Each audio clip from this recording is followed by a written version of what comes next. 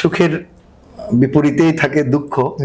তো আপনার কি এরকম কোনো অনুভূতি আছে কিনা যে 1 বছর হয়ে গেল, এই কাজটা করার ইচ্ছা ছিল, এখনো করতে পারিনি বা করাটা অনিশ্চিত, এরকম কোনো প্ল্যান রয়ে গেছে কিনা যে আমি যেটা একটু জি নিজেকে কষ্ট দেয়? আমি কষ্ট দিয়ে এটা আমি আপনার দর্শকদের বলছি বা হচ্ছে ভৈরবের যারা এটা অনুষ্ঠানটা দেখবেন তাদেরকে বলছি, আমি চেম্বার অফ কমার্সে 15 বছর ধরে আছি। প্রথম পরিচালক ছিলাম, পরে ভাইস প্রেসিডেন্ট ছিলাম, তারপর সভাপতি হিসেবে আছি।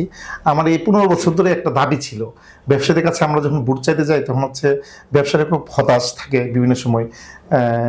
যেটা হচ্ছে ভৈরব টার্মিনাল ঘাট, যেখান দিয়ে হচ্ছে মালপত্র, ব্যবসায়ীদের মালপত্র যেখান দিয়ে যায়, এই টার্মিনাল ঘাটটা হচ্ছে সবার দাবি থাকে এটার মধ্যে যারাই টেন্ডার পায় বা যারাই যে দলই থাকুক, এটার মধ্যে হচ্ছে ব্যবসায়ীদের উপর বোঝা চাপিয়ে দিই, মানে হচ্ছে ট্যাক্সের বোঝা যেটাকে বলে, এটা আগে ধরেন 100 টাকা, এখন 120 টাকা, এরকম করে চাপিয়ে দিই।